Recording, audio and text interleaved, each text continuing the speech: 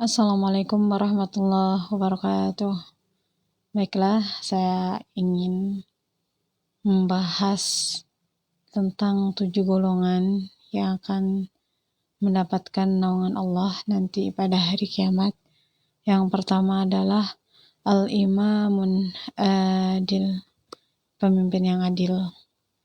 Jadi Islam itu sangat memperhatikan yang namanya untuk menegakkan keadilan. Karena sikap ini adalah penopang dan juga menjadi alat gitu atau perlengkapan dan aturan kekuasaan. Tentunya harus memiliki sikap yang adil. Dan Allah juga berfirman di dalam Quran surat An-Nahl ayat 90, sesungguhnya Allah itu menyuruh kamu berlaku adil dan berbuat kebaikan. Jadi Islam itu menyuruh kita untuk berbuat adil, khususnya terutama adalah sebagai seorang pemimpin. Dan banyak ayat-ayat di dalam Al-Quran yang menjelaskan bahwa Allah memerintahkan untuk kita para pemimpin untuk berlaku adil. Sebagaimana terdapat di dalam Quran surat Al-Maidah ayat 8, dan janganlah sekali-kali kebencianmu terhadap suatu kaum mendorong kamu untuk berlaku tidak adil. Berlaku adillah, karena adil itu lebih dekat kepada takwa. Ya, jadi gitu ya. Jangan sampai karena mungkin pemimpinnya itu dia memiliki golongan tertentu, akhirnya di luar daripada golongan dia tidak diberikan perlakuan yang adil gitu. Itu tidak boleh gitu. Makanya seorang pemimpin itu harus, ketika dia menjadi pemimpin, apalagi pemimpin negara, itu harus betul-betul netral.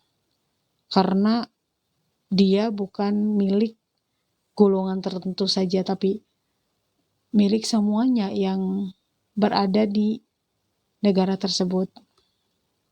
Dan di dalam Quran surat An-Nisa juga Allah berfirman, wahai orang-orang yang beriman, jadilah kamu orang yang benar-benar penegak keadilan, menjadi saksi karena Allah, biarpun terhadap dirimu sendiri atau ibu bapakmu dan juga kaum kerabatmu. Jadi Allah mempertegas lagi gitu di dalam Quran surat An-Nisa ayat 135 bahwa kita gitu kan, khususnya pemimpin gitu kan, harus berlaku adil gitu. Harus menjadi penegak keadilan gitu. Sekalipun itu ya untuk diri kita sendiri kalau kita melakukan kesalahan gitu. Atau kepada orang tua kita kalau melakukan kesalahan, dan keluarga kita gitu. Jangan sampai karena kita yang melakukan kesalahan, atau orang tua kita atau keluarga kita yang melakukan kesalahan, kita yang statusnya sebagai pemimpin, kita tidak menegakkan keadilan. Padahal kita harus menegakkan keadilan. Makanya kalau ada seorang pemimpin yang dia masih selalu membela keluarganya, ibu bapaknya, sekalipun dia salah, nah itu belum layak untuk menjadi pemimpin. Karena seorang pemimpin itu yang menjadi patokan utamanya adalah dalam Islam, yaitu Al-Quran dan Sunnah, perintah Allah dan Rasulullah Sallallahu Alaihi Wasallam. Jadi makna dari ayat-ayat yang tadi itu secara filosofinya bahwa yang termasuk keadilan itu adalah mengajak kepada ketaatan, mendorong untuk mewujudkan kasih sayang gitu kan, memenuhi cinta kasih, memakmurkan negara dengan dasar keadilan, membangun perekonomian dengan prinsip keadilan. Jadi tidak ada sesuatu pun yang berusaha mempercepat terjadinya kerusakan di bumi dan tidak melukai perasaan manusia dengan berbuat aniaya atau kezaliman jika penegakan keadilan itu tidak berhenti pada batas atau puncak tertentu saja gitu. Dan keadilan ini sangat penting sekali ya dimiliki gitu. Sikap keadilan ini harus wajib bahkan ya dimiliki bagi setiap pemimpin gitu. Dan Syekhul Islam Ibnu Taimiyah juga berkata, sesungguhnya Allah akan memberi pertolongan kepada pemerintah yang adil, walaupun ia kafir, dan tidak akan menolong pemerintah yang zalim, walaupun ia seorang mukmin. Gitu ya. Adil, sifat adil ini adalah sifat yang mulia gitu. Ya, menurut Syekhul Islam Ibnu Taimiyah ya tadi gitu, bahwa Allah itu akan menolong gitu kepada pemerintah yang adil walaupun ia kafir, dan tidak akan menolong pemerintah yang zalim walaupun ia seorang mukmin. Jadi saking begitu pentingnya gitu kan keadilan, sifat keadilan ini dimiliki oleh setiap pemimpin. Dan adil ini juga terbagi-bagi gitu pengertiannya ya. Yang pertama yang akan saya bahas adalah sikap adil terhadap diri sendiri. Apa sih adil terhadap diri sendiri itu? Jadi adil terhadap diri sendiri itu biasanya direalisasikan dalam bentuk memegang akidah yang baik dan benar menurut Islam, dan ikhlas memegangnya karena Allah. Ia juga membersihkan akidahnya dari kemusyrikan, kesesatan, terus menghindari dari keyakinan yang tidak ada dasarnya gitu kan, dan segala bentuk yang khurafat gitu, tahayul gitu. Itu ya salah satu contoh sikap adil terhadap diri sendiri.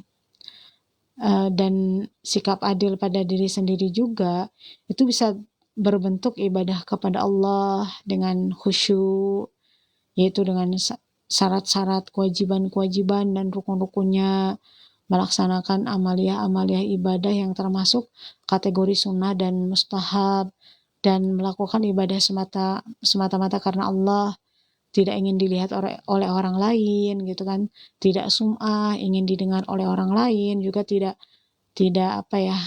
mencari popularitas gitu. Itu termasuk adil kepada diri sendiri gitu ya. Jadi betul-betul memperbaiki ibadahnya gitu ya. Dan gambaran lain dari sikap adil terhadap diri sendiri itu adalah mulianya akhlak, itu lurus jalan hidupnya gitu kan, jiwanya terlatih gitu, pergaulannya juga bagus antara dirinya dengan Tuhannya, dengan sesama manusia, juga dengan dirinya sendiri gitu. Itu ya. Dan dalam rangka merealisasikan bentuk-bentuk sikap adil terhadap diri sendiri ini, ya tentunya harus didahului dengan taubat kepada Allah Subhanahu wa taala gitu kan. Jika seorang melakukan penyimpangan, hendaklah antara dirinya dengan Allah ada ini ya perisai gitu dari siksanya gitu, dan ada jalan untuk mencapai keridhoannya. Dan ia juga harusnya merasa takut kepada Allah gitu, mengharapkan rahmatnya, berbaik sangka kepada Allah, suka berbuat kebaikan kepada manusia, sebagaimana ia juga suka berbuat baik untuk dirinya sendiri. Terus melepaskan sifat hasud, dan juga melepaskan sifat pemarah dari dalam jiwa, agar menjadi manusia yang lurus, manusia yang teladan, yang menjadi panutan orang banyak gitu ya. Dan Rasulullah SAW juga bersabda, setiap Bani Adam pasti berbuat kesalahan. Sebaik-baik orang yang berbuat kesalahan adalah mereka yang bertaubat. Hadis riwayat At-Tirmidzi. Ini salah satunya juga adil kepada diri sendiri adalah selalu bertaubat kepada Allah itu, memperbaiki dan membersihkan dirinya gitu kan dari perbuatan-perbuatan dosa, dan berjanji untuk tidak mengulanginya lagi. Jadi ketika hal ini ada di dalam diri seseorang gitu kan, berarti ya telah terwujud gitu sikap adil pada dirinya sendiri. Ya karena Allah sendiri berfirman gitu di dalam Quran surat Al-Baqarah ayat 222 bahwa Allah itu mencintai orang-orang yang bertaubat. Sesungguhnya Allah itu menyukai orang-orang yang bertaubat dan menyukai orang-orang yang mensucikan dirinya gitu. Jadi harus memiliki adil kepada diri kita sendiri gitu ya. Karena kalau kita sudah bisa adil kepada diri kita sendiri ya maka insya Allah kita juga akan bisa berlaku adil kepada orang lain gitu. Dan kita juga harus apalagi bentuk adil pada diri kita sendiri. Misalkan kita jangan sampai dengan nikmat gitu kan yang diberikan oleh Allah kepada kita membuat kita terlena gitu kan sehingga bermaksiat kepada Allah. Jangan seperti itu. Justru seharusnya nikmat yang diberikan oleh Allah kepada kita harusnya kita semakin bersyukur gitu kepada Allah dengan banyak memuji Allah, bertasbih kepada Allah gitu kan, memelihara ibadah gitu kan, semakin taat kepada Allah, terus semakin tawaddu gitu, terus semakin dermawan, memberi orang yang meminta pertolongan gitu kan, memberikan hak para peminta-minta gitu kan, orang yang tidak mendapatkan rezeki, kita semakin peduli kepada mereka, kepada fakir miskin, dan juga orang-orang yang kekurangan dan orang-orang yang membutuhkan. Dan kita juga kalau adil kepada diri sendiri juga suka berbuat kebaikan gitu kepada manusia gitu kan. Dan membenci kejelekan gitu kan, membenci kejelekan itu menimpa pada orang lain apalagi kepada diri kita sendiri gitu kan, pada orang lain aja kita nggak suka gitu kejelekan itu menimpa mereka gitu. Dan Nabi Muhammad SAW juga bersabda, sungguh telah berbahagia orang yang mensucikan hatinya dengan keimanan, menjadikan hatinya selamat, lidahnya selalu berkata benar, jiwanya merasa damai, perangainya lurus, menjadikan telinganya mendengar dan matanya melihat, karena telinga merupakan corong, sedangkan mata merupakan kediaman bagi sesuatu yang dituangkan ke dalam hati. Maka berbahagialah orang yang menjadikan hatinya penuh dengan lapang. Hadis riwayat Ahmad dan Baihaqi dalam masalah cabang-cabang iman. Dan Rasulullah SAW juga bersabda kepada Anas, hai anakku, sesungguhnya aku telah menggariskan bahwa pada pagi ataupun sore hari janganlah di dalam hatimu ada rasa dengki pada seorang pun. Lakukanlah. Kemudian beliau melanjutkan, hai anakku, yang demikian itu merupakan sunnahku. Siapa yang menyukai sunnahku berarti ia menyukaiku. Siapa yang menyukaiku, ia akan bersamaku di syurga. Jadi gitu, itu salah satunya kita termasuk adil kepada diri kita sendiri ya. Jadi menghilangkan rasa dengki gitu. Jangan sampai kita memiliki rasa dengki kepada orang lain gitu ya. Allah juga berfirman di dalam Quran surat Al-Hasyr ayat 9, dan orang-orang yang telah menepati kota Madinah dan telah beriman, Ansor, sebelum kedatangan mereka Muhajirin, mereka mencintai orang-orang yang berhijrah kepada mereka dan mereka tidak menaruh keinginan dalam hati mereka terhadap apa-apa yang diberikan mereka orang Muhajirin, dan mereka mengutamakan orang-orang Muhajirin atas diri mereka sendiri sekalipun mereka dalam kesusahan. Dan siapa yang dipelihara dari kekikiran dirinya, mereka itulah orang-orang yang beruntung. Jadi gitu, kalau kita adil kepada diri kita sendiri ya kita harus mencintai saudara kita gitu kan. Harus mencintai orang-orang yang sedang berhijrah di jalan Allah gitu kan. Harus mengutamakan mereka, orang yang betul-betul sedang berjuang di jalan Allah gitu. Jangan sampai kita kikir atau pelit kepada saudara muslim kita yang sedang berjuang di jalan Allah. Dan Allah juga menegur di dalam Quran surat Az-Zumar ayat 53-54. Katakanlah, hai hamba-hambaku yang melampaui batas terhadap diri mereka sendiri, janganlah kamu berputus asa dari rahmat Allah. Sesungguhnya Allah mengampuni dosa-dosa semuanya. Sesungguhnya dialah yang maha pengampun lagi maha penyayang. Dan kembalilah kamu kepada Tuhanmu dan berserah dirilah kepadanya sebelum datang ajab kepadamu, kemudian kamu tidak dapat ditolong lagi. Quran surat Az-Zumar ayat 53-54. Jadi tidak boleh memiliki rasa putus asa gitu kan. Kita sebagai seorang mukmin yang adil kepada diri kita sendiri, ya kita harus terus mengharap rahmat Allah, jangan sampai kita putus asa gitu. Jadi kita harus optimis, berprasangka baik, karena rahmat Allah itu meliputi segala sesuatu gitu kan, dan Allah itu maha penyayang. Makanya kenapa orang banyak yang bunuh diri gitu kan, ada problem gitu urusan dunia dia langsung bunuh diri, ya karena dia berputus asa dari rahmat Allah gitu. Padahal yang memudahkan segala urusan itu kan Allah, yang melapangkan rezeki itu kan Allah. Semuanya yang memberikan kita kelapangan, ketenangan, kebahagiaan di dalam hati, yaitu adalah Allah yang memberikan. Makanya jangan sampai berputus asa dari rahmat Allah. Dan Allah juga menegur kepada kita gitu kan, di dalam Quran surat Al-Imran ayat 135-136, apabila kita melakukan perbuatan keji dan menganiaya diri kita sendiri, mereka ingat Allah gitu, lalu mohon ampun terhadap dosa-dosanya. Dan siapa lagi yang dapat mengampuni dosa selain daripada Allah? Dan mereka tidak meneruskan perbuatan kejinya itu, sedang mereka mengetahui mereka itu balasannya adalah ampunan dari Tuhan mereka dan surga yang di dalamnya mengalir sungai-sungai, sedang mereka kekal di dalamnya. Dan itulah sebaik-baik pahala orang-orang yang beramal. Jadi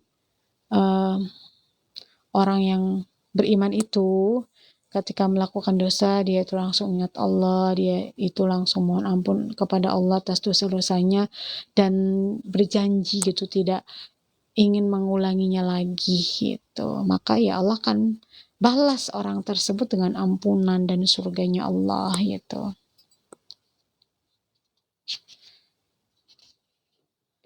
Dan Nabi SAW juga bersabda dari Mu'adz bin Jabal, dia berkata, aku bertanya, wahai Rasulullah, berilah aku nasihat. Beliau menjawab, hendaklah kamu bertakwa kepada Allah semampumu. Ingatlah Allah setiap kamu melihat batu atau pepohonan. Apa saja yang kamu lakukan berupa perbuatan buruk, katakanlah kepadanya seraya bertaubat. Perbuatan buruk yang dilakukan dengan sembunyi-sembunyi, taubatlah atasnya secara sembunyi-sembunyi. Sedangkan perbuatan buruk yang dilakukan dengan terang-terangan, taubatlah atasnya secara terang-terangan pula gitu. Jadi ya harus mohon ampun kepada Allah gitu, harus taubat gitu. Kalau kita melakukan kesalahan gitu, kalau kita melakukannya terang-terangan ya kita taubatnya harus terang-terangan. Kalau kita melakukannya sembunyi-sembunyi ya kita taubatnya harus secara sembunyi-sembunyi juga gitu. Dari Abu Dzar radhiyallahu an, ia berkata bahwa Rasulullah Shallallahu alaihi wasallam bersabda, bertakwalah kepada Allah di mana saja kamu berada, ikutilah perbuatan jelek itu dengan perbuatan baik. Niscaya perbuatan itu akan menghapus perbuatan jelek. Jadi perbuatan baik itu nanti akan menghapus perbuatan jelek, dan pergaulilah manusia dengan pergaulan yang baik. Hadis riwayat At-Tirmidzi dan Imam Ahmad. Jadi kita terus gitu melakukan perbuatan baik supaya perbuatan jelek kita ini terhapus gitu. Yaitu salah satu, kalau kita melakukan perbuatan yang diperintahkan oleh Nabi, kita termasuk adil kepada diri kita sendiri. Dan di hadis yang lain juga Rasulullah SAW bersabda, pada hari kiamat dua kaki seorang hamba tidak akan terangkat kecuali setelah ditanya tentang 4 perkara. Yang pertama, umur yang telah dihabiskannya. Yang kedua, masa mudanya yang telah dilaluinya sampai tua. Yang ketiga, harta yang didapat dari mana dan dipergunakan untuk apa. Yang keempat, tentang ilmu yang telah diamalkannya. Hadis riwayat Bazar dan Tabrani dengan sanad sahih. Jadi ini yang akan ditanya ya oleh Allah tentang 4 perkara. Itu ini harus dipersiapkan ketika di dunia. Makanya hati-hati dengan nikmat umur yang sudah diberikan oleh Allah.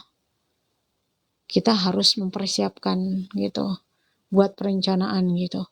Ini umur yang masih dikasih sama Allah ini, saya habiskan untuk apa aja nih? Mau saya habiskan untuk apa aja nih ketika di dunia? Mau untuk ibadah, mencari ridho dan surganya Allah, atau mau melakukan kesenangan, hura-hura, dan kemaksiatan? Kita harus mempunyai perencanaan yang sangat matang ketika di dunia ini. Supaya nanti kita kembali ke akhirat ya tidak menyesal gitu. Dan juga kita harus membuat perencanaan juga masa muda yang sudah dikasih sama Allah buat kita ini ya, sampai nanti tua itu mau saya gunakan untuk apa gitu. Dan harta yang didapat juga kita harus betul-betul perhatikan. Yang kita dapat ini hartanya dari mana, prosesnya seperti apa, dengan cara yang halal atau tidak gitu kan. Terus nanti harta ini kalau kita sudah dapat untuk apa saja gitu kan. Apakah harta yang saya belanjakan atau saya gunakan ini bisa untuk menambah kemuliaan saya di akhirat atau tidak gitu. Jadi harus betul-betul dipikirkan karena ini nanti akan ditanya. Dan begitupun ilmu gitu yang diamalkan oleh kita gitu. Nanti akan dipertanyakan nanti di akhirat. Dan dalam hadis yang lain juga Rasulullah SAW bersabda, sesungguhnya para generasi umatku yaitu para wali Allah dan hamba-hambanya masuk surga bukan karena banyak melakukan sholat ya, bukan karena banyak berpuasa, juga bukan karena banyak bersedekah, tetapi mereka bisa masuk surga karena rahmat Allah, kelapangan jiwa dan selamatnya dada hati ya. Hadis riwayat Ibnu Abi Dunya dalam masalah para wali Allah, At-Targhib wa Tarhib juz 3 nomor 13 halaman 407. Jadi kita ini ya apalagi akhir zaman ya, kalau dibandingkan dengan sholat tahajudnya Nabi, sholat tahajudnya sahabat, sodakohnya para sahabat gitu kan, amalan-amalan sunnahnya para sahabat, wah kita apa sih gitu kan, nggak ada apa-apanya gitu kan, wali juga bukan kita ya tidak ada yang lain selain kita mengharap rahmat dari Allah dengan amalan yang sedikit, dengan amalan yang mungkin masih buruk, masih banyak kurangnya, tapi hati kita tidak putus asa gitu untuk mengharap rahmat dan ampunan dari Allah itu.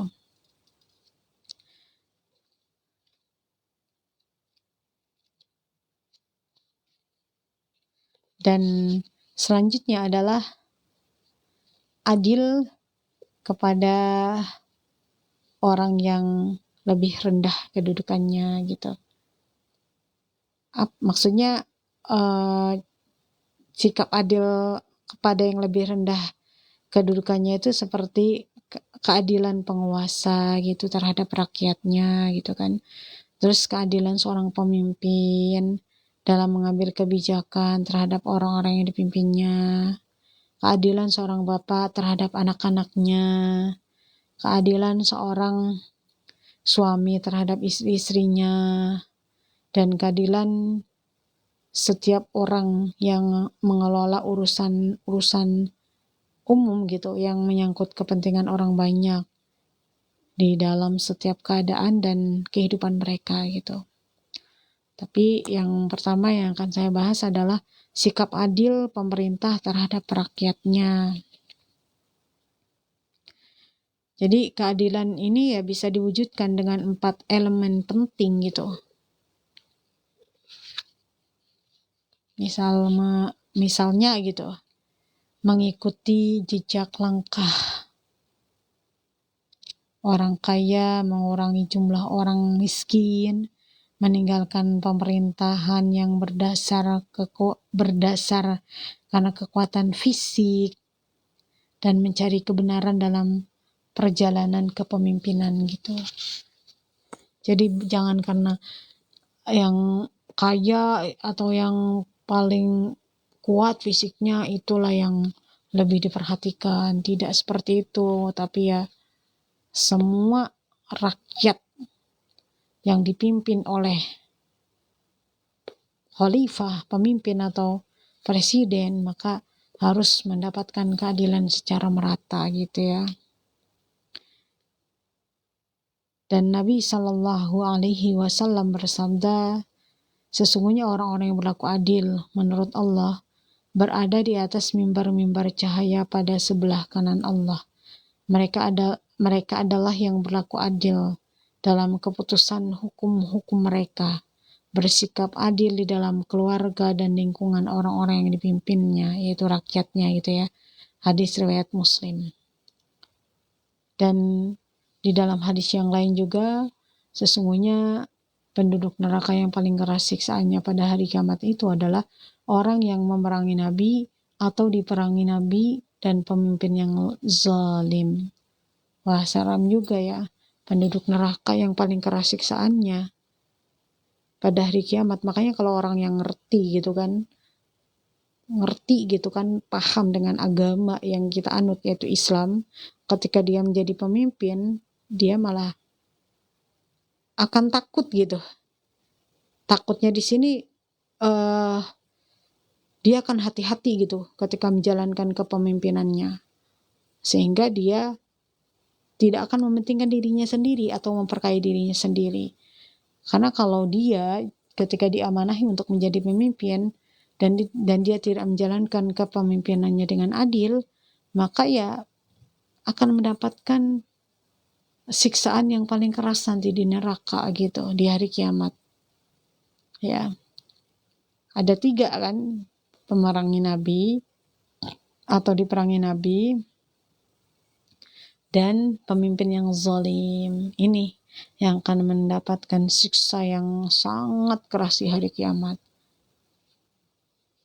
Jadi teringat ya ketika Umar bin Khattab gitu, ketika mendatangi Abu Dzar, dia berkata kepada Umar radhiyallahu an, aku bersaksi bahwa sesungguhnya aku mendengar Rasulullah SAW bersabda, siapa saja di antara kaum muslimin yang memegang kepemerintahan, maka pada hari kiamat ia akan didatangkan Allah dan diberdirikan di atas jembatan neraka jahanam.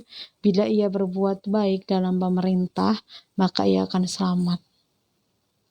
Ya, ini.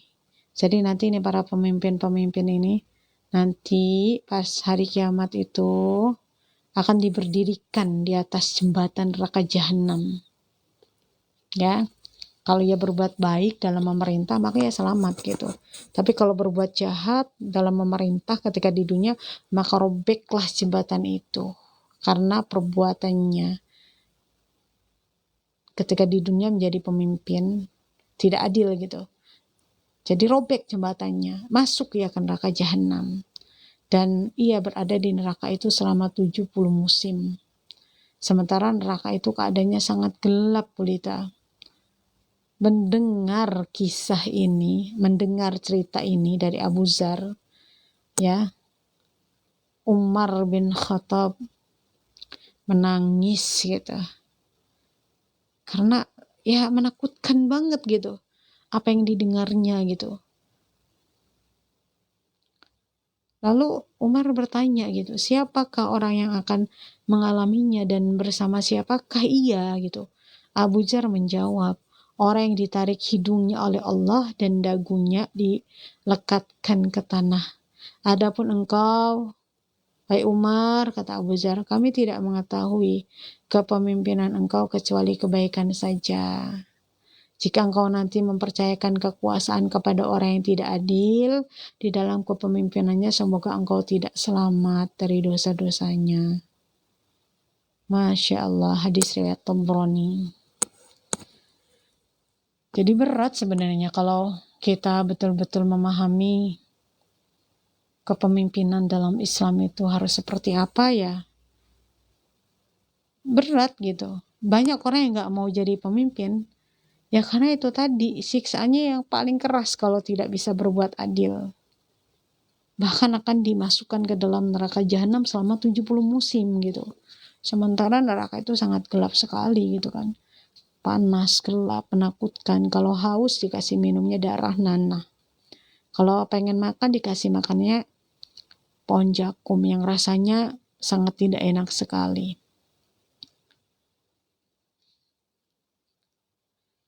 Jadi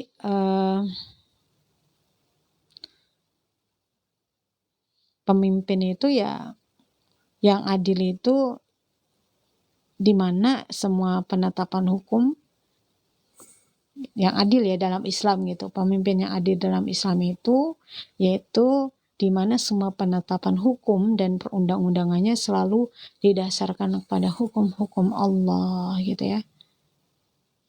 Karena ya di dalam Al-Quran, dalam hadis Nabi gitu kan, itu dalam hal kepemimpinan, pemerintahan, dalam hal urusan keluarga, masyarakat, benar-benar ada aturannya di dalam Al-Quran dan sunnah itu. Intinya dari bangun tidur mau tidur lagi itu terikat dalam hukum syara gitu. Makanya kalau ada orang Islamnya berbuat aniaya, berbuat zolim, berbuat dosa besar, itu ya bukan dari ajaran Islam, itu memang karakter daripada individunya sendiri gitu ya. Jadi karena memang hukum ini memang tidak dapat dipisahkan gitu kan dalam Islam, karena memang Islam itu bab ekonomi juga dibahas gitu kan. Allah menghalalkan jual beli, mengharamkan riba, semuanya diatur dalam Islam. Jadi hukum-hukum yang ditegakkan gitu berdasarkan Islam itu akan terjaga gitu syariat Allah, dan manusia juga akan merasa damai gitu, dan hartanya juga akan menjadi aman gitu. Karena ya kalau dipelajari betul Islam itu gitu kan, ABC-nya sampai Z gitu kan, itu tidak ada yang istilahnya ajaran-ajaran yang merugikan gitu untuk kita gitu, umat muslim, tidak ada gitu. Semuanya untuk maslahat, kemaslahatan kita di dunia dan juga di akhirat gitu. Dan Allah juga berfirman ya kepada Daud gitu di dalam Quran surat Shad ayat 26, "Hai Daud, sesungguhnya kami menjadikan kamu penguasa di muka bumi, maka berilah keputusan perkara di antara manusia dengan adil, dan janganlah kamu mengikuti hawa nafsu, karena ia akan menyesatkan kamu dari jalan Allah. Sesungguhnya orang-orang yang sesat di jalan Allah itu akan mendapatkan azab yang berat, karena mereka melupakan hari perhitungan." Ya betul-betul gitu kan, diingatkan gitu. Di ayat-ayat Allahnya juga Allah memerintahkan pemimpin itu harus adil tuh tidak hanya satu ayat saja gitu. Banyak ayat-ayat Al-Quran yang memperingatkan manusia yang menjadi pemimpin agar berlaku adil gitu. Bahkan di hadis-hadis Nabi juga gitu diterangkan, dijelaskan gitu kan. Dan Allah juga mengisahkan gitu ya, mengisahkan Nabi Sulaiman di dalam Al-Quran, Quran surat Shad ayat 35, ketika Nabi Sulaiman itu meminta kepada Allah agar memberinya suatu kerajaan gitu kan, yang tidak dimiliki oleh seseorang pun setelahnya gitu. Dan ia berkata gitu di Al-Quran mengisahkan Ia berkata gitu, ya Allah, ampunilah aku dan anugerahkanlah kepadaku kerajaan yang tidak dimiliki seorang jua pun sesudahku. Sesungguhnya Engkau adalah Maha Pemberi. Ini ya, kita tahulah kalau kerajaan Nabi Sulaiman itu luar biasa gitu kan. Kalau dibandingin dengan sekarang ya tentunya sangat jauh gitu perbandingannya gitu ya. Dan Islam juga memerintahkan gitu kepada penguasa untuk berlaku adil kepada rakyatnya dan senantiasa memberikan nasihat gitu kepada mereka gitu untuk tidak melalaikan kebutuhan-kebutuhan mereka dan tidak mengabaikan kemaslahatan-kemaslahatan mereka gitu. Dan Allah juga memerintahkan beberapa hal kepada Nabi Muhammad Sallallahu Alaihi Wasallam. Perintah ini juga perintah atas umatnya agar mengambil contoh darinya. Allah SWT berfirman, dan rendahkanlah dirimu terhadap orang-orang yang mengikutimu, yaitu orang-orang yang beriman. Pokoknya kita harus rendah hati kepada orang-orang yang beriman ya. Karena ya di dalam Quran surat Al-Imran ayat 159 Allah berfirman, maka disebabkan rahmat dari Allah lah kamu berlaku lemah lembut terhadap mereka. Sekiranya kamu bersikap keras lagi berhati kasar, tentulah mereka menjauhkan diri dari sekelilingmu. Karena itu maafkanlah mereka, mohonlah ampun bagi mereka, dan bermusyawarahlah dengan mereka dalam urusan itu. Kemudian apabila kamu telah membulatkan tekad, maka bertawakallah kepada Allah. Sesungguhnya Allah menyukai orang-orang yang bertawakal kepadanya. Dan Islam juga membebani setiap individu itu untuk melaksanakan tanggung jawabnya gitu. Tanggung jawab dirinya sendiri gitu untuk dipikul sesuai dengan kemampuan dirinya gitu ya. Sebuah hadis dari Abdullah bin Umar menuturkan bahwa Rasulullah Shallallahu Alaihi Wasallam bersabda, ingatlah masing-masing diri kalian adalah pemimpin, dan masing-masing diri kalian akan dimintai pertanggungjawabannya tentang yang dipimpinnya. Wanita bertanggung jawab atas rumah suami dan anak-anaknya, dan ia akan dimintai pertanggungjawabannya tentang itu. Dan seorang hamba bertanggung jawab atas harta tuannya, dan ia akan dimintai pertanggungjawabannya tentang itu. Ingatlah masing-masing diri kalian adalah pemimpin, dan masing-masing diri kalian akan dimintai pertanggungjawabannya tentang yang dipimpin. Muttafaq alaih. Ada beberapa tipe nih ya, pemimpin yang diharamkan Allah untuk masuk surga. Mereka antara lain adalah pemimpin yang menipu rakyatnya dengan banyak berdusta gitu ya. Janji ini itu tapi dia berdusta, tidak melaksanakannya ketika jadi atau ketika terpilih menjadi pemimpin gitu kan. Atau pemimpin yang suka melakukan manipulasi, ini tidak akan ini ya masuk surga karena diharamkan oleh Allah. Dan pengakuan palsu, jadi ngaku muslim padahal dia bukan muslim. Pasti suruh baca Al-Quran malah nggak bisa, malah nggak terima gitu kan. Padahal ya muslim mah pastilah minimal Al-Fatihah mah bisa gitu. Sholat mah pasti bisa, kan udah kewajibannya, bukan masalah lulus pesantren atau lulus madrasah gitu. Kalau dia muslim ya berkewajiban, apalagi udah mukallaf gitu, udah balik, berkewajiban untuk menjalankan sholat. Terus apalagi gitu kan pemimpin yang diharamkan masuk surga gitu, mengikat perjanjian damai ini dengan musuh-musuh umat gitu, merusak kemaslahatan agama dan rakyatnya gitu, Mbak. Ya itu salah satunya ya, tipe-tipenya masih banyak lagi gitu ya. Di dalam hadis dari Ma'qal bin Yasar dijelaskan bahwa ia mendengar Rasulullah Shallallahu Alaihi Wasallam bersabda, seorang pemimpin yang memimpin rakyat dari golongan muslim kemudian mati dalam keadaan menipu rakyatnya, maka tidaklah pemimpin itu kecuali diharamkan Allah masuk surga. Muttafaq alaih. Ya, kalau jadi pemimpin tuh sebenarnya berat kalau ngerti ya. Karena ancamannya sangat tegas sekali gitu kan di dalam hadis Nabi gitu kan. Kalau seorang pemimpin nipu rakyatnya ya, terus dia mati dalam keadaan menipu rakyatnya, belum taubat, maka Allah haramkan masuk surga gitu. Sebenarnya bukan hal yang menjadi pemimpin atau menjadi penguasa itu sesuatu yang membanggakan, tidak gitu. Tapi sesuatu yang sangat menakutkan gitu, karena pertanggungjawabannya sangat berat gitu ya. Dan di dalam riwayat lain juga disebutkan seorang hamba yang diberi kepercayaan oleh Allah untuk memimpin suatu kaum, tetapi ia tidak mengayomi kaumnya itu dengan memberi nasihat-nasihat, maka tidaklah hamba itu kecuali tidak pernah mencium harumnya surga. Lah mencium harumnya surga aja enggak, apalagi masuk ke dalam surga. Ya pemimpin itu ya harus yang memberikan nasihat kepada rakyat yang dipimpin gitu. Berarti kan harus ya pemimpin itu jelas ya, harus pinter ngomongnya gitu, harus tertata rapih gitu. Ya kalau nggak tertata rapi, apalagi nasihatinnya marah-marah, orang gimana mau denger gitu kan. Ya pinter ngomong haruslah seorang pemimpin itu. Ya kan harus.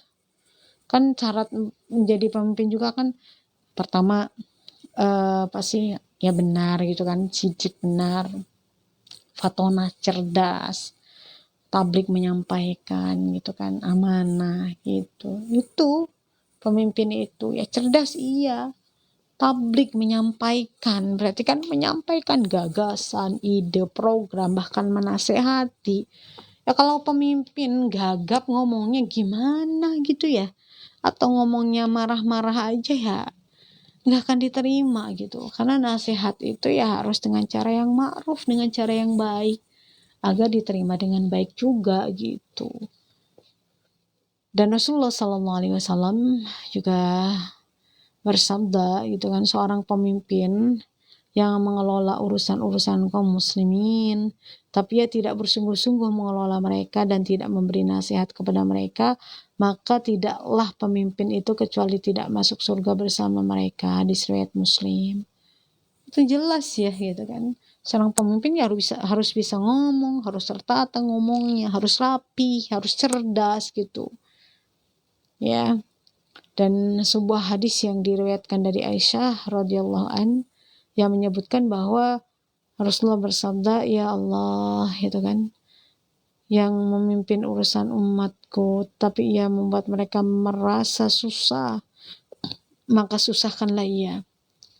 Orang yang memimpin urusan umatku dengan rasa kasih sayang pada mereka, maka sayangilah ia. Ini doanya Nabi Muhammad SAW gitu kan. Ini hadis riwayat Muslim gitu.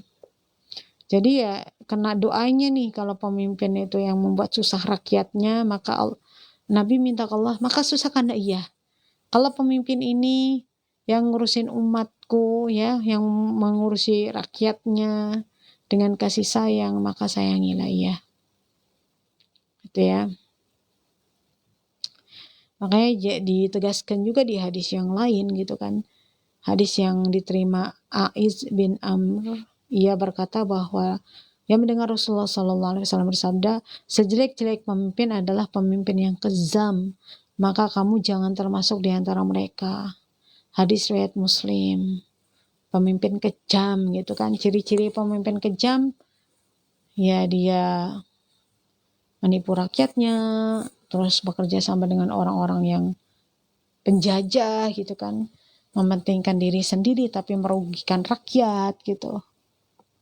Itu juga ya banyak lah itu kan contoh pemimpin yang jahat dan kejam itu, ya tidak menaruh belas kasih sayang gitu kan, tidak mengasihi atau menyayangi rakyatnya. Justru kalau rakyatnya ada yang protes gitu kan, minta diperhatikan. Sebenarnya kan rakyat mah kalau protes itu malah langsung ditembak, dijegal gitu, masukin ke penjara gitu.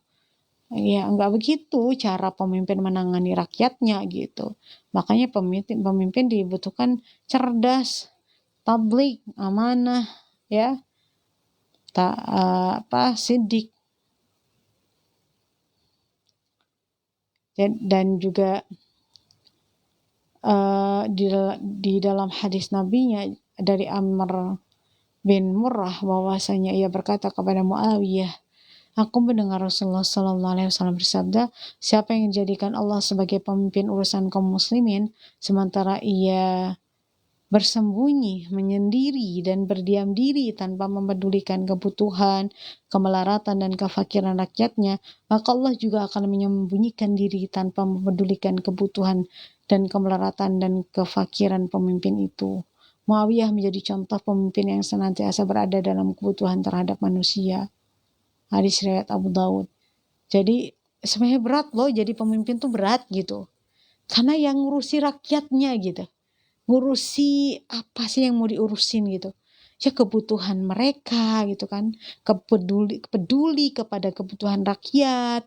Terus kalau ada rakyat yang melarat kita perhatikan gitu kan.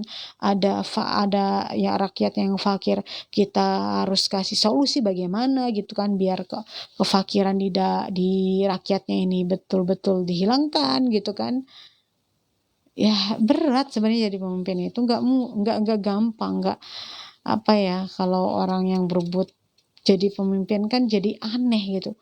Padahal tugas pemimpin tuh berat, kecuali ya diangkat oleh satu golongan gitu kan untuk memimpin negara yang sangat besar gitu kan, dan punya orientasi yang bagus gitu untuk mensejahterakan rakyatnya. Udah jelas jejaknya gitu kan, bagus gitu ketika dia menjadi pemimpin. Ya udah gitu, pilihlah pemimpin yang benar walaupun belum tentu menang, daripada kita memilih pemimpin yang menang tapi belum tentu benar. Karena ya hisab kita nanti ringan nih sebagai rakyat nih, ketika kita mau milih pemimpin nih, nanti hisab kita juga ringan di hadapan Allah. Kalau kita salah milih, waduh, makanya yang kelihatan aja lah secara physically, secara lahiriahnya gitu. Kita kan muslim gitu kan, saya muslim, tentu ketika memilih pemimpin, saya lihat dulu nih, dia sama Allahnya bagaimana hubungannya. Kalau sama Allahnya baik, insya Allah sama rakyatnya juga akan baik gitu. Misalkan dia tidak pernah meninggalkan sholat 5 waktu gitu, misalkan ya. Ini dalam kacamata Islam nih ya. Dia sama hubungan sama Allahnya aja udah bagus gitu, apalagi sama hubungan manusianya gitu. Tapi kalau Al-Fatihah aja nggak bisa, salawat Nabi aja nggak bisa, apa coba yang diharapkan dari seorang pemimpin gitu kan? Ini dari kacamata Islam nih ya, pandangan Islam. Dan pemerintah gitu kan yang mengelola urusan-urusan manusia adalah orang yang harus orang-orang yang adil gitu. Karena ya perintah Allah juga gitu di ayat-ayat Al-Quran tuh banyak. Di Quran surat Al-Hujurat ayat 9, Allah juga memerintahkan dan berlaku adil lah gitu. Sesungguhnya Allah menyukai orang-orang yang berlaku adil gitu. Inilah gitu orang-orang yang akan mendapatkan naungan Allah pada hari kiamat. Orang yang berlaku adil ya. Dari hadis yang diterima Abdullah bin Amr bin As menuturkan bahwa Rasulullah SAW bersabda, sesungguhnya orang-orang yang berlaku adil itu menurut Allah berada di atas mimbar-mimbar yang terbuat dari cahaya, yang diletakkan di sebelah kanan Allah gitu, yaitu orang-orang yang berlaku adil dalam menetapkan hukum mereka, berlaku adil terhadap keluarga mereka dan terhadap orang-orang yang mereka perintah. Hadis riwayat Muslim. Jadi berlaku adil. Ini perintah Allah, perintah Nabi juga gitu. Dan hadis yang diterima Auf bin Malik As-Sajai dari Rasulullah SAW menjelaskan bahwa beliau bersabda, sebaik-baik pemimpin adalah yang kamu cintai dan yang mencintai kamu gitu. Jangan kita cinta sama pemimpin gitu karena kegemuyannya gitu. Tapi belum tentu pemimpinnya itu kan mencintai kita. Jadi intinya kalau yang baik itu adalah sebaik-baik pemimpin itu adalah orang yang kamu cintai dan yang mencintai kamu. Jadi kita mencintai pemimpin itu juga mencintai kita gitu. Pokoknya ya kalau pemimpin itu nanti kalau jadi pemimpin presiden atau apa itu harus menyeluruh, tidak boleh mementingkan satu golongannya walaupun dia istilahnya mengikuti golongan tertentu gitu. Karena kalau sudah menjadi presiden atau menjadi khalifah, pemimpin di dalam satu negara tersebut, maka dia milik semua rakyat yang berada di negara tersebut. Tuh ya.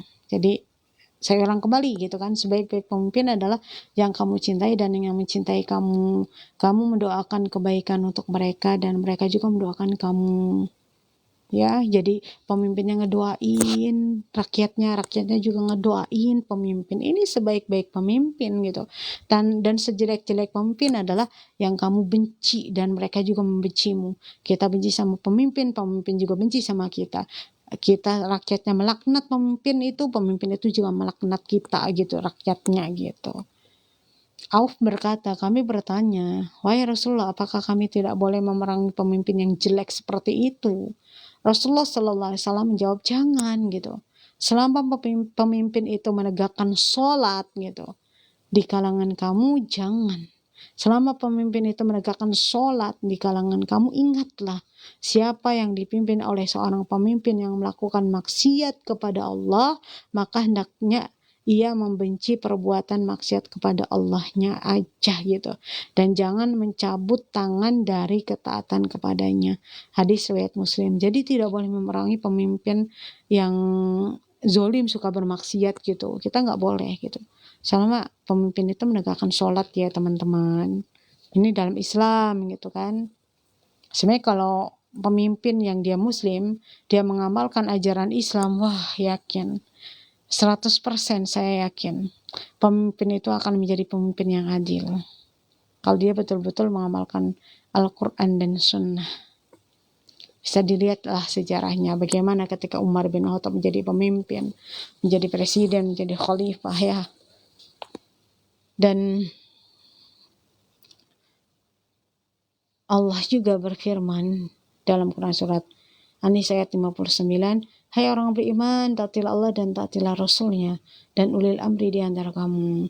Kemudian jika kamu berlainan pendapat tentang sesuatu, maka kembalikanlah ia kepada Allah, Al-Quran dan Rasul sunnahnya. Jika kamu benar-benar beriman kepada Allah dan hari kemudian, yang demikian itu lebih utama bagimu dan lebih baik akibatnya. Jadi gitu, kita taat kepada Allah dan Rasul. Ya, dan juga ulil amri yang taat kepada Allah dan Rasul juga gitu. Ciri-cirinya bisa terlihat sih secara lahiriahnya. Ini taat sama Allah itu ya kita nggak bisa ya menilai di dalam hati seseorang, kan kita nggak tahu gitu. Ikhlas atau tidak, oh itu mah ikhlas dari mananya harus dibuktikan dong secara realita gitu. Gak bisa kita menjudge ikhlas karena ikhlas itu di dalam hati gitu kan. Tapi kalau misalkan kesolihan pemimpin itu kan bisa dilihat dari perbuatan lahiriahnya gitu. Misalkan dia tidak pernah meninggalkan sholat gitu kan. Ya itulah gitu lah. Kan di sini juga kan dalam Quran surat An-Nisa ini ayat 59 itu taatilah Allah dan taatilah Rasul dan ulil amri, pemimpin kalian yang taat kepada Allah dan Rasul. Yang tidak taat kepada Allah dan Rasul ya jangan kita taati gitu kan. Dari Ibnu Umar radhiyallahu an, ia berkata bahwa Rasulullah sallallahu alaihi wasallam bersabda, seorang muslim wajib mendengar dan mentaati ucapan dan perintah pemimpin nih. Jadi kita wajib nih, kita sebagai muslim itu wajib mendengar, taat sama ucapan dan perintah pemimpin, baik yang disukainya ataupun yang tidak disukainya, selama nih ada catatan, ia tidak diperintah untuk berbuat maksiat ya. Bila oleh pemimpin diperintah untuk berbuat maksiat, maka ia tidak wajib mendengar dan mentaatinya gitu. Hadis riwayat Muslim. Karena ya tidak ada ketaatan dalam maksiat kepada Allah, tidak ada ya. Jadi pemimpin yang adil di sini adalah pemimpin yang mampu menegakkan hukum-hukum Allah di muka bumi, membela agama Allah, menjunjung tinggi syariat yang hak, yang benar, dan mendukung upaya pengajaran dan penyebaran agama Allah di muka bumi gitu ya. Dan dari Abdullah bin Umar yang mendengar Rasulullah SAW bersabda, siapa berpasangan dari taat kepada pemimpin, ia akan menemui Allah pada hari kiamat tanpa memiliki tanda sebagai orang yang beriman. Siapa yang mati tanpa tanggung jawab terhadap baiat maka ya mati sebagaimana matinya orang-orang jahiliyah. Muttafaq alaih. Jadi kita harus berada di dalam sebuah kepemimpinan gitu kan, tapi kepemimpinan orang-orang yang taat kepada Allah dan Rasulullah. Karena ya kita tidak boleh taat gitu dalam maksiat kepada Allah. Kalau pemimpin kita minta kita untuk maksiat, jangan ditaati. Kalau pemimpin kita minta untuk taat kepada Allah, ya kita wajib taati. Itu ya. Jadi pembahasan tentang pemimpin yang adil ini masih banyak ya, nanti akan dilanjutkan di lain waktu. Saya akan lakukan live lagi. Terima kasih teman-teman yang sudah menonton. Mudah-mudahan ya kita bisa mengambil pelajaran dan mengambil hikmahnya bahwa Islam itu adalah agama yang sempurna, agama yang perfect. Jadi setiap aspek kehidupan yang ada di dunia ini, baik urusan rumah tangga, urusan diri sendiri, urusan lingkungan, perdagangan, dan kepemerintahan, dan semuanya itu diatur di dalam Al-Quran dan hadis Nabi Sallallahu Alaihi Wasallam. Terima kasih. Wassalamualaikum warahmatullahi wabarakatuh.